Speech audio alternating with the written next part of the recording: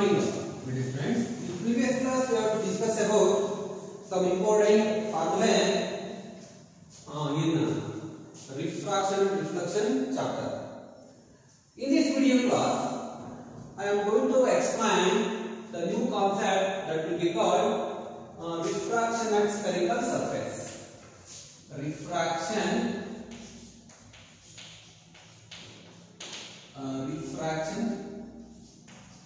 at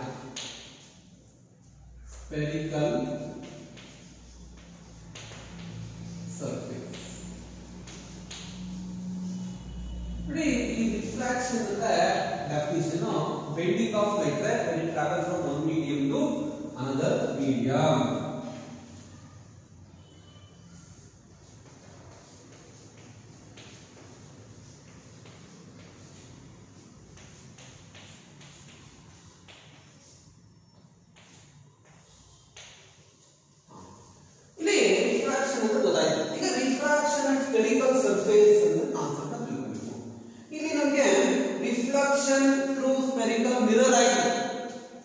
Spherical mirror can be classified into two types. Number one, concave spherical mirror, convex spherical mirror.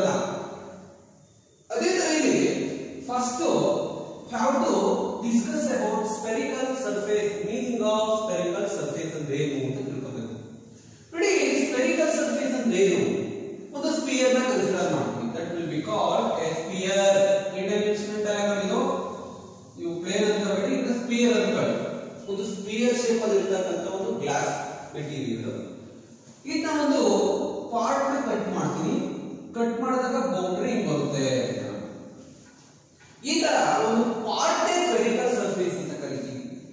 Any curved part of the sphere is called spherical surface. ಅಷ್ಟೇ confusion. A portion of the spherical body is called spherical surface body define ಮಾಡ್ತೀವಿ. ಈಗ ನಾವು ಈ spherical surface ನ classification ಮಾಡ್ತಾ ಬರ್ತೀವಿ. Classify ಮಾಡಿದಾಗ ಈ ಟೂ ಟೈಪ್ spherical surface ಬರುತ್ತೆ. Number 1 convex spherical surface. Next concave spherical surface. Concave spherical surface and convex spherical surface are two types of spherical surface. In this convex spherical surface and concave spherical surface, both cases exhibit the refraction phenomena. ನಾವು ಎರಡು refraction phenomena exist ಮಾಡುತ್ತೆ. ಹಾಗಿದ್ದರೆ what is the meaning of convex spherical surface? Convex spherical surface ಅಂದ್ರೆ ಏನು? ನೋಡಿ, convex spherical surface ಇರತಕ್ಕಂತ ಒಂದು geometrical concept ಈ ರೀತಿ ಇರುತ್ತೆ.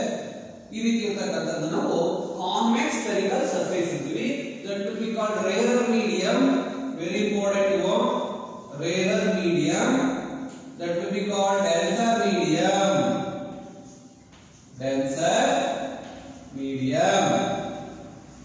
ನೋಡಿ, ಇದನ್ನ ನಾವು ಪ್ರಿನ್ಸಿಪಲ್ ಆಕ್ಸಿಸ್ ಅಂತ ಕರೀತೀವಿ. That will be called principal axis. ಏನು what is the meaning of convex spherical surface ಅಂದ್ರೆ a spherical surface in which convex towards the rarer medium ಅಂತ. a spherical surface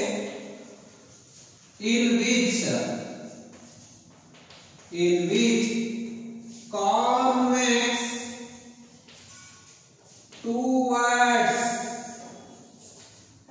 convex towards the rarer medium is called convex spherical surface. What is the meaning of convex spherical surface? The spherical surface in which convex towards the rarer medium is called convex spherical surface. Similar way, concave spherical surface nothing but ಈ ರೀತಿ ಇರುತ್ತೆ. ಈ ರೀತಿ ಇರತಕ್ಕಂಥದ್ದು ನಾವು pole ಅಂತ ಕರಿತೀವಿ. ಇದನ್ನ rarer medium that will be called bell surface. What is the meaning of concave spherical surface? Same. A spherical surface in which concave towards the spherical surface or towards the rarer medium. A spherical surface in which concave towards the rarer medium is called concave spherical surface. अच्छा concept ಗೊತ್ತಾಯ್ತು ಅಂತ. ಈಗ next ಈ previous class ಅಲ್ಲಿ ನಿಮಗೆ ಒಂದು ಟರ್ಮಿನಾಲಜಿಗಳು ಹೇಳಿದೆ. ಏನು ಪೋಲ್ ಅಂದ್ರೆ ಏನು, radius of curvature,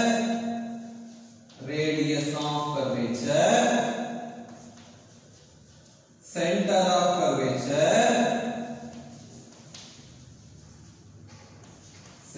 of curvature, principal axis.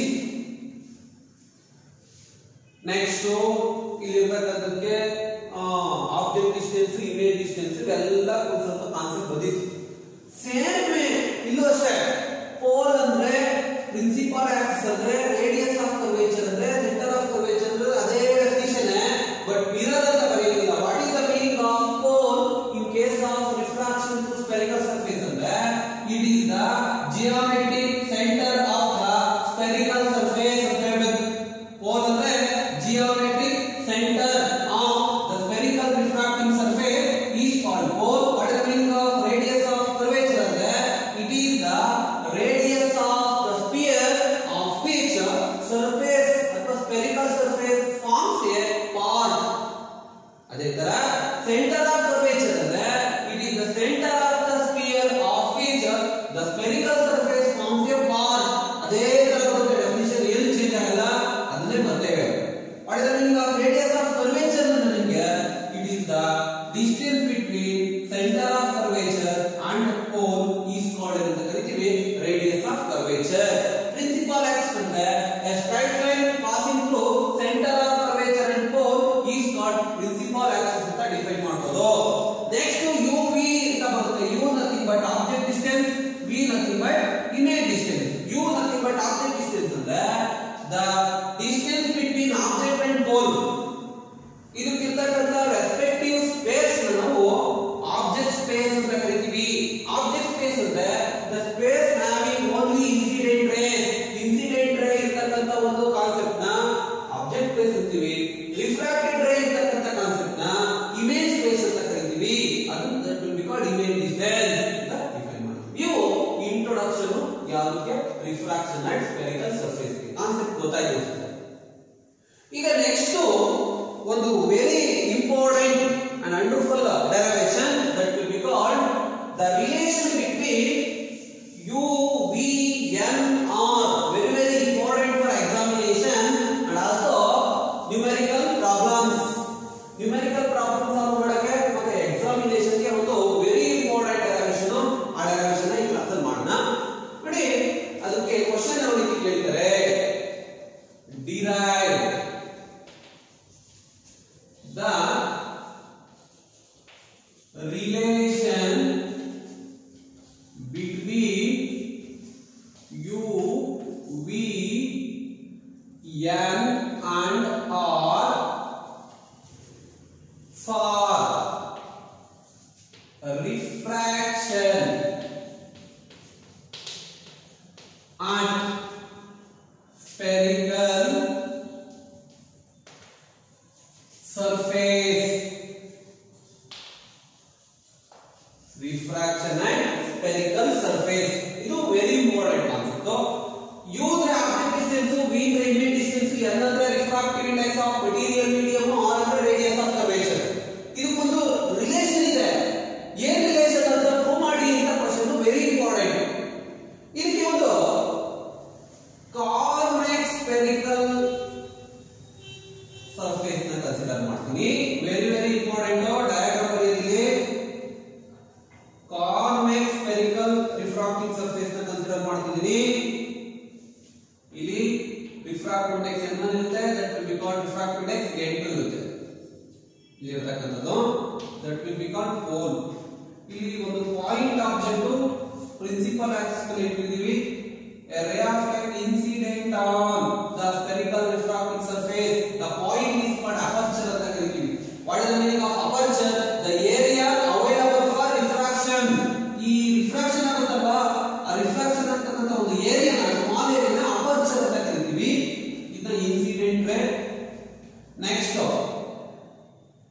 refracted ray.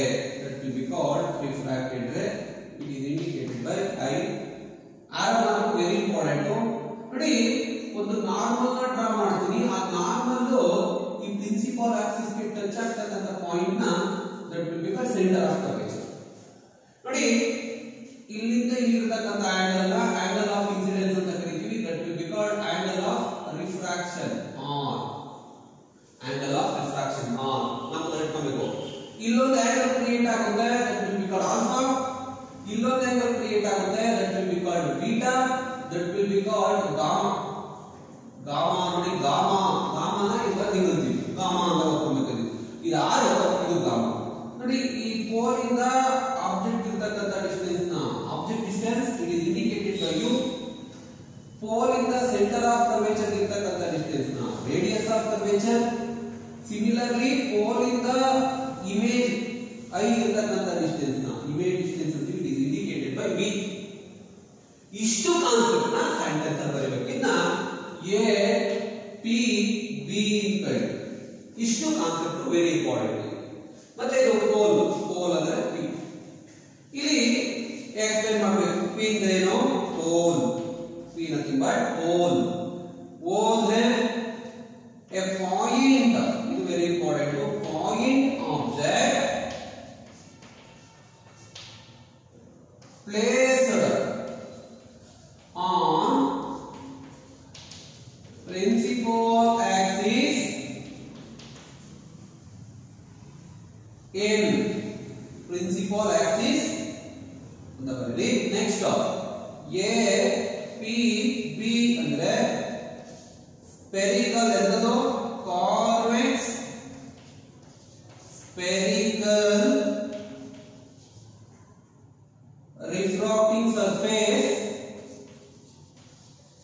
convex spherical surface of refractive index n2.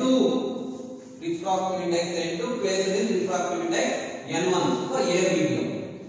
Next u nothing but object distance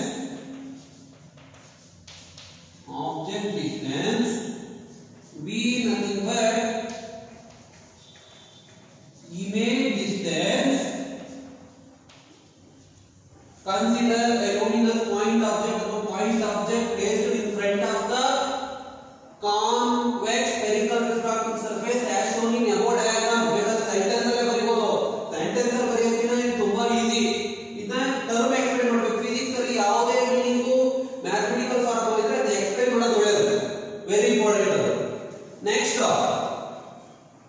r ಅಂದ್ರೆ radius of curvature. r nothing but radius of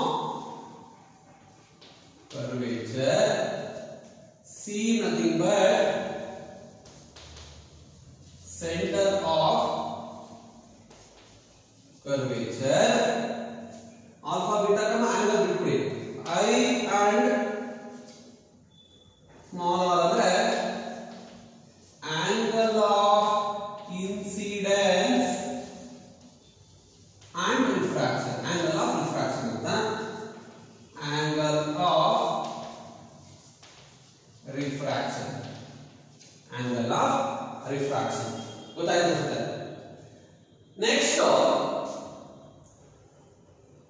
ಇಲ್ಲಿ ಕೆಲವೊಂದು triangles ಬರ್ತವೆ. Triangles ಗೆ tan function apply ಮಾಡಿ. First step 1 ಏನು ಇದನ್ನ derive ಮಾಡಬೇಕಾದ್ರೆ ಕೆಲವು ಸ್ಟೆಪ್ ಬರ್ತವೆ. Very important. ನೀಟಾಗಿ ಹೇಳ್ತಾ ಹೋಗ್ತೀನಿ. ಕ್ಲೀನಾಗಿ ಅಬ್ಸರ್ವ್ ಮಾಡಬೇಕು. ಇಲ್ಲಿ 3 ಟ್ರಯಾಂಗಲ್ಸ್ ಬರ್ತವೆ. ಓ ಇಲ್ಲೊಂದು ಎಂ ಅಂತ ಹೇಳಿದ್ರು. O M P. ಈ M P is considered as right line and taken into right angle triangle. right angle triangle ಅಂತ ಕನ್ಸಿಡರ್ ಮಾಡಬೇಕು. ಎಂ ಪಿ ನ ಸ್ಟ್ರೈಟ್ ಲೈನ್ ಅಂತ ಕನ್ಸಿಡರ್ ಮಾಡಬೇಕು. Very concept. M is very close to p, then mp line considered as right line ಅಂತ ಒಂದು concept ಇಲ್ಲಿ. OMP ಅನ್ನೋದು triangle, PMC ಅನ್ನೋದು ಟ್ರಯಾಂಗಲ್, PMI ಅನ್ನೋದು ಟ್ರಯಾಂಗಲ್. ಈ ಮೂರು ಟ್ಯಾನ್ ಫಂಕ್ಷನ್ ಡಿಫೈನ್ ಮಾಡಿ ಫಸ್ಟ್ ಸ್ಟೆಪ್ ಅಲ್ಲಿ ಬರೆದಿದ್ದೀನಿ ಇಲ್ಲಿ. from triangles OMP MPC,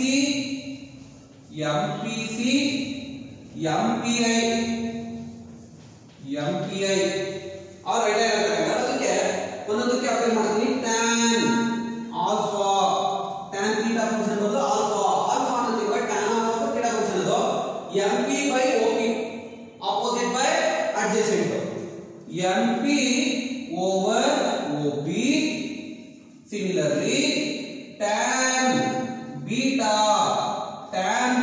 ಬರೋದು MPC ಟ್ರಯಾಂಗಲ್ ಅಲ್ಲಿ MP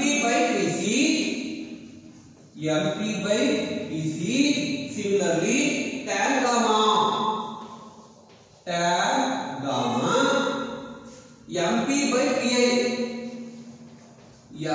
by PI ಗೊತ್ತಾಯ್ತು ಫಸ್ಟ್ ಸ್ಟೆಪ್ ಅಲ್ಲಿ apply the tan function in both case of triangles OMP MPC and MPI ಈಗ ಅಪ್ಲೈ ಮಾಡಿದೀವಿ ಈಗ ನೆಕ್ಸ್ಟ್ ನಾವು ಇಲ್ಲಿ ಕನ್ಸಿಡರೇಷನ್ ಏನು ಮಾಡಬೇಕು ಅಂದ್ರೆ ಈ OM ಅನ್ನೋದು incident ray it is called paraxial rays ಅಂತ ಕನ್ಸಿಡರ್ ಮಾಡಿ OM is paraxial rays then the angles are too small but is for paraxial rays the theta values are small ಅಂತ ಕನ್ಸಿಡರ್ ಮಾಡಿ tan alpha is approximately equal to alpha tan beta is approximately equal to beta tan gamma is approximately equal to gamma ಅಂತ consideration ಮಾಡಿ for paraxial rays theta is small then tan alpha is approximately alpha tan beta is approximately beta tan gamma is approximately equal to gamma ನೋಡಿ correct ಆಗಿ observe ಮಾಡ್ತಾ ಹೋಗಬೇಕು ಇದು ಲೆಂಥಿ procedure clean ಆಗಿ ನೀಟಾಗಿ ಅರ್ಥ ಮಾಡ್ಕೊಳ್ಳಿ ಈಗ ನೆಕ್ಸ್ಟ್ ಬರೀತೀನಿ alpha is equal to MP over OP beta is equal to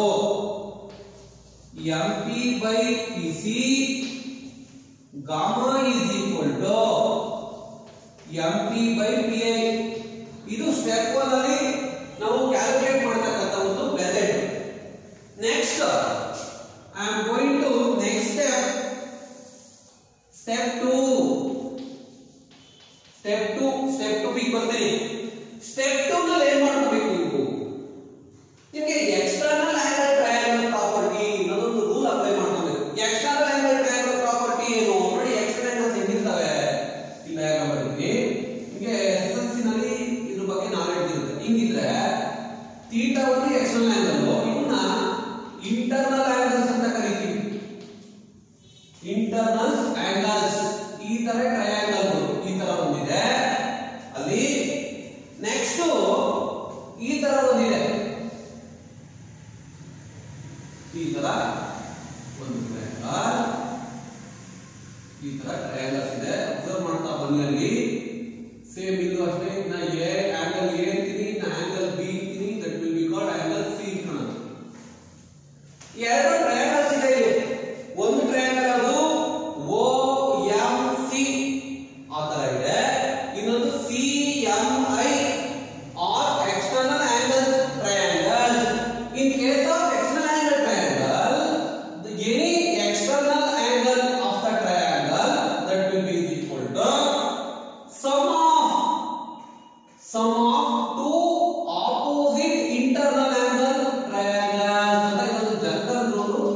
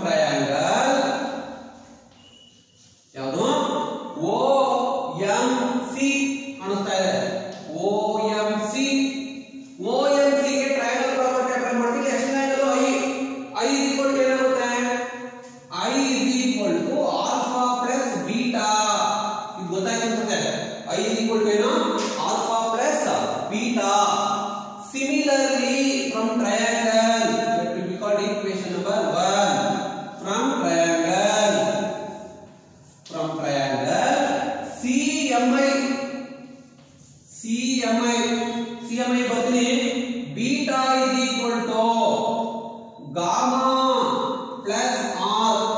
ನೋಡಿ ಇದು ಗಾಮಾ ಫಂಕ್ಷನ್, ಇದು angle of refraction function. But ಆದ್ರೆ in terms of R solve ಮಾಡ್ಕೊಂಡ್ರೆ R is equal to beta minus gamma. R is equal to ನಾವು already ಕೊಟ್ಟಿದ್ದೀವಿ, gamma ಈ ಕಡೆ ಬಂದೆ. It is called equation number 2. ಇಷ್ಟು ಗೊತ್ತಾಯ್ತು ಅನ್ಸುತ್ತೆ ನೋಡಿ. ತುಂಬಾ ಈಸಿಯೆಸ್ಟ್ ಕಾನ್ಸೆಪ್ಟ್, ತುಂಬಾ ಲೀಸ್ಟ್ ಲೆವೆಲ್ ಅಲ್ಲಿ ಹೇಳ್ತಾ ಇದ್ದೀನಿ. ಒಂದ್ಸತಿ ನೀವು ಈ ವಿಡಿಯೋನ ನೋಡಿದ್ಮೇಲೆ ಇದನ್ನ ಬರ್ಕೊಂಡು ವರ್ಕ್ ಮಾಡಿದ್ರೆ ಕಾನ್ಫಿಡೆನ್ಸ್ ಬರೋದು. ಇಲ್ಲ ಬಿಡು ನನಗೆ ಗೊತ್ತು ಮಾಡ್ತೀನಿ ಬಿಡು ಈ ತರ ಓವರ್ ಕಾನ್ಫಿಡೆನ್ಸ್ ಮಾಡಿದ್ರೆ ಎಕ್ಸಾಮಿನೇಷನ್ ಸ್ವಲ್ಪ ಮಿಸ್ಟೇಕ್ ಆಗಿದೆ ಅಂತ ಬರಲ್ಲ ರಿಸಲ್ಟ್. ಗೊತ್ತಾಯ್ತಾ? ಇದು ಸ್ಟೆಪ್ 2 ನಲ್ಲಿ ಮಾಡ್ತಕ್ಕಂತ ಒಂದು ವರ್ಕ್. ಈಗ ನೆಕ್ಸ್ಟ್ ಸ್ಟೆಪ್ 3 ಬರ್ತೀವಿ ನೋಡಿ. ಸ್ಟೆಪ್ 3 ಏನು? ಸ್ಟೆಪ್ 3 ನಲ್ಲಿ ಮಾಡಬೇಕಾದ ಕೆಲಸ ಅಂದ್ರೆ ಸ್ನೆಲ್ಸ್ ಲಾ ಗೊತ್ತು ನಿಮಗೆ. ಏನು ಸ್ನೆಲ್ಸ್ ಲಾ ಅಂದ್ರೆ n = sin a by sin r. ಆ ಕಾನ್ಸೆಪ್ಟ್ ನೀವು ಅಪ್ಲೈ ಮಾಡಬೇಕು. ಕ್ರಿಟಿಕಲ್ ಆಂಗಲ್ ಡೆರಿವೇಶನ್ ಅಲ್ಲಿ ಹೇಳ್ಕೊಟ್ಟಿದ್ದೀನಿ ನಾನು ಹೇಗೆ ಮಾಡೋದು ಅಂತ. ಇಲ್ಲೂ ಒಂದ್ಸತಿ ಹೇಳ್ಕೊಡ್ತೀನಿ ನೋಡಿ. ಇಲ್ಲಿ ಕ್ರಿಟಿಕಲ್ ಆಂಗಲ್ ಗಿನ್ನ ಯಾವ ರೀತಿ ಜನರಲೈಸ್ ಸ್ನೆಲ್ಸ್ ನ ಅಪ್ಲೈ ಮಾಡೋದು ಅಂದ್ರೆ n1 into sin of angle of incidence ಬರ್ಕೊಳ್ಳಿ. ಅದು ಯಾವುದು equal n2 into sin of angle of refraction ಗೆ. ಯಾವ ತರ ನೋಡಿ ಜನರಲೈಸ್ ಸ್ನೆಲ್ಸ್ ನ ನಾವು ಹೇಳ್ತೀವಿ n1 sin i that will be equal to n2 sin r ಅಂತ. ಇದು ಜನರಲೈಸ್ ಸ್ನೆಲ್ಸ್ ನ ಒಂದು ಮೀಡಿಯಂ ಗೆ ಅಪ್ಲೈ ಮಾಡಿದಾಗ ಬರತಕ್ಕಂಥದ್ದು. ಸರಿ ಹೇಗೆ ಬಂತು? ಇನ್ terms of relative refractive index ಅಂತ ಹೇಳಿದಾಗ n2 by n1 ಬರಿಬೋದಾ? ಇದನ್ನ n2 ಅನ್ನ ರಿಲೇಟಿವ್ ರಿಫ್ರಾಕ್ಟಿವ್ ಇಂಡೆಕ್ಸ್ ಅಂತ ಬರಿಬಹುದು. ಯಾಕಂದ್ರೆ refractive index in classified into 2 type, relative refractive index and refractive index. Relative refractive index ಅಂತ ಬರೆದಾಗ ಇದನ್ನ sin i by sin r ಅಂತ ಡೆಮಾನ್ಸ್ಟ್ರೇಟ್ ಮಾಡಬಹುದು. n2 by n1 nothing but n2 divided by n1 ಅಂತ ಬರಿಬೋದಾ? that will be equal to sin i over sin r. ಇದನ್ನ ಈ ಕಡೆ cross multiplication ಈ ಟರ್ಮ್ ಬರುತ್ತೆ, ಇದನ್ನ ಈ ಕಡೆ ಕ್ರಾಸ್ ಮಲ್ಟಿಪ್ಲಿಕೇಶನ್ ಮಾಡಿದ್ರೆ ಈ ಟರ್ಮ್ ಬರುತ್ತೆ. ಎಲ್ಲ ಒಂದೇ. ಅದಕ್ಕೆ ಸ್ಟೆಪ್ 3 ನಲ್ಲಿ ಡೈರೆಕ್ಟ್ ಆಗಿ ಅಕಾರ್ಡಿಂಗ್ ಟು ಸ್ನೆಲ್ಸ್ ಲಾ ಈ ಬರೀತೀನಿ ನೋಡಿ. According to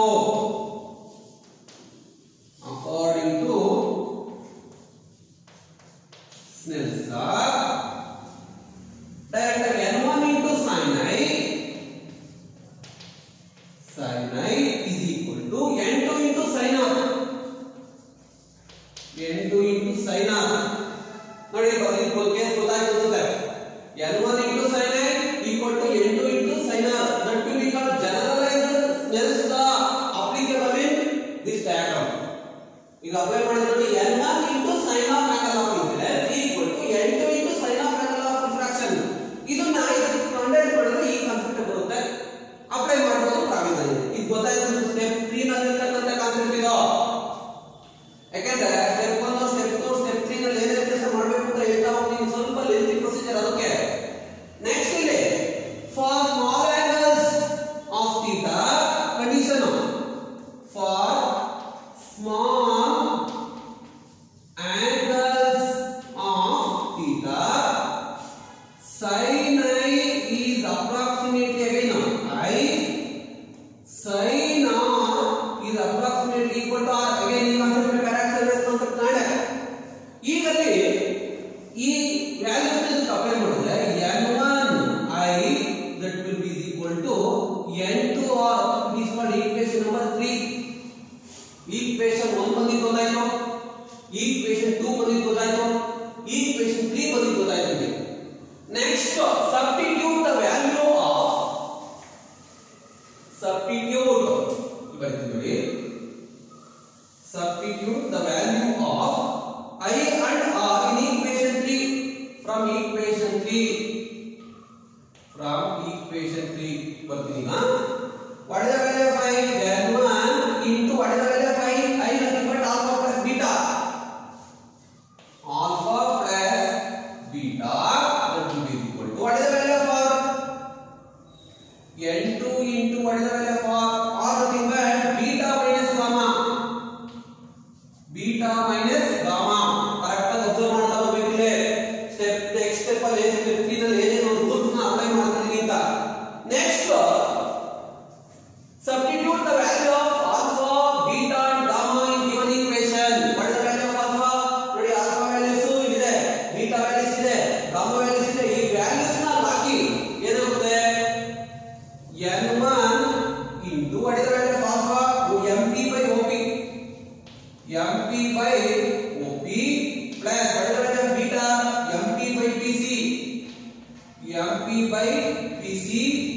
that will be is equal to n2 into what is the value of beta?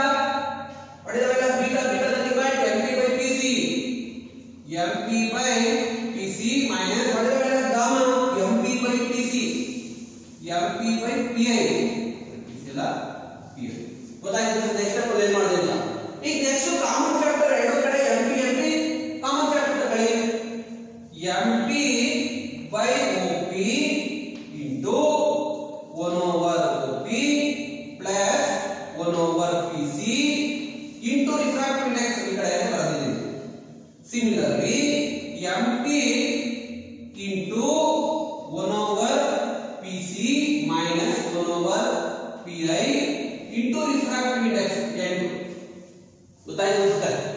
ಏನು ಮಾಡಿದೆ ನೆಕ್ಸ್ಟ್ ಸ್ಟೆಪ್ ಅಲ್ಲಿ ಯಾವ ತರ ಮಾಡಿದೆ ಅಂತ. ಈಗ ಏನಾಯ್ತು mp get cancel. mp get cancel.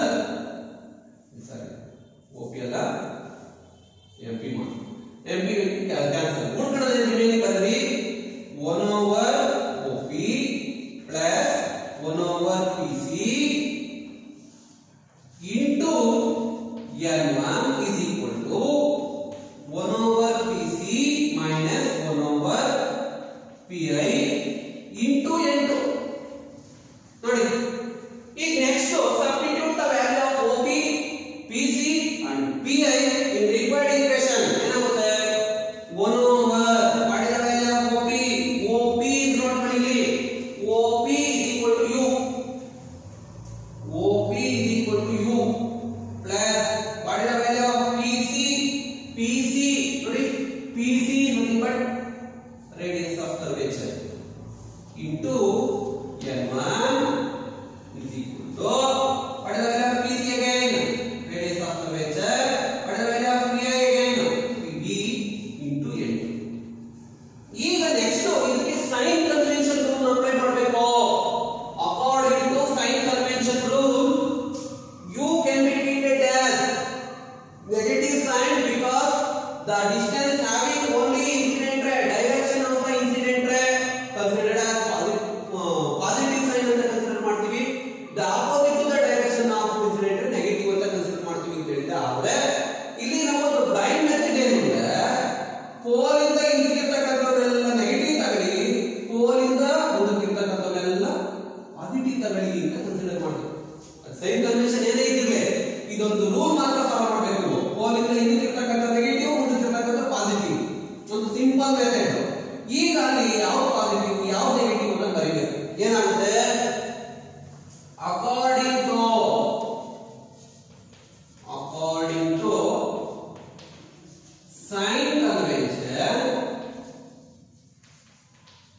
sign convention u is equal to minus u, r is equal to plus r, v is equal to plus v. ನೋಡಿ ಈ ಸೈನ್ ಕನ್ವೆನ್ಷನ್ ರೂಲ್ ರಿಫ್ಲೆಕ್ಷನ್ ಅಲ್ಲಿ ನಾವು ಆ ಕಾನ್ಸೆಪ್ಟ್ ಅನ್ನು ಕಲಿತಿದ್ವು, sign direction of incident ray ಅಂತ. But ಇಲ್ಲಿ reflection ಅಲ್ಲಿ ಒಂದು ಕಾನ್ಸೆಪ್ಟ್ ಏನಂದ್ರೆ ಪೋಲ್ ಇಂದ ಹಿಂದಿರ್ತಕ್ಕಂಥ ನೆಗೆಟಿವ್ ತಗೊಳ್ಳಿ, ಪೋಲ್ ಇಂದ ಮುಂದಕ್ಕಿರ್ತಕ್ಕಂಥ ಪಾಸಿಟಿವ್ ತಗೊಳ್ಳಿ. ಕಾರ್ಟೀಸಿಯನ್ ಸೈನ್ ಕನ್ವೆನ್ಷನ್ ಏನೇ ಇದ್ಕೊಳ್ಳಿ ಅದು ಗಂಧದಾಗುತ್ತೆ ಸ್ವಲ್ಪ. ಈಗ ನೆಕ್ಸ್ಟ್ ಬರ್ತೀವಿ ನೋಡಿ ಈ ಕಾನ್ಸೆಪ್ಟ್ ಇಲ್ಲಿ ನೆಕ್ಸ್ಟ್ ಕಂಟಿನ್ಯೂ ಮಾಡ್ತೀನಿ. ಈ ಕಡೆ ಸಬ್ಸ್ಟಿಟ್ಯೂಟ್ ಮಾಡಿ ಅಲ್ಲಿ ಸೈಮಲ್ಟೇನಿಯಸ್ ಅಂದ್ರೆ ಏನು ಮಾಡ್ತಾ ಬರ್ತೀನಿ, n1 ಮಲ್ಟಿಪ್ಲೈ ಮಾಡಿ ಸೈನ್ ಅಪ್ಲೈ ಮಾಡ್ತಾ ಬರ್ತೀನಿ. n1 into 1 over u plus n1 into 1 over r ಏನಾಗುತ್ತೆ n1 by u can be treated as negative sign plus n1 by r is equal to what is the value of n2 by r minus n2 by v. Transfer ಮಾಡ್ಕೊಳ್ಳಿ. ಈಗ negative sign ಈ ಕಡೆ n1 by u plus n2 by v that will be equal to n1 by r. Go to RHS. n2 by r minus n1 by r. Simplification. ಈಗ next ಏನಾಗುತ್ತೆ minus ನೋಡಿ coefficient ಇಲ್ಲಿ ಬರ್ತಾ ಬಂದ್ರೆ ಇಲ್ಲಿ ಬರ್ತಾ ಬಂದ್ರೆ n1 by u plus n2 by v that will be equal to the LCM r. Next ಏನಾಗುತ್ತೆ n2 minus n1 ಇದು ಗೊತ್ತಾಯ್ತು ಅಂತ concept. that will be called the relation between u v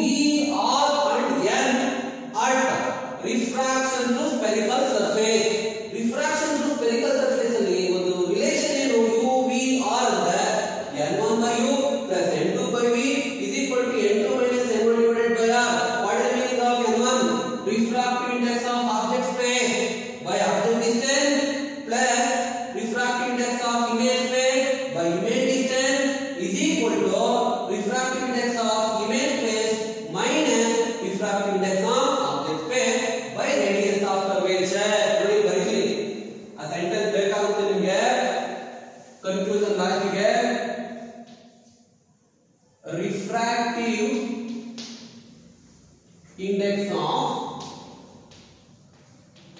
object space n1 ಅಂದ್ರೆ ಅದಕ್ಕೆ meaning problem ಬೇಕಾಗುತ್ತೆ by object distance plus refractive index of image space by image distance is equal to difference refractive index of image space SL space refractive index of object space by radius of curvature.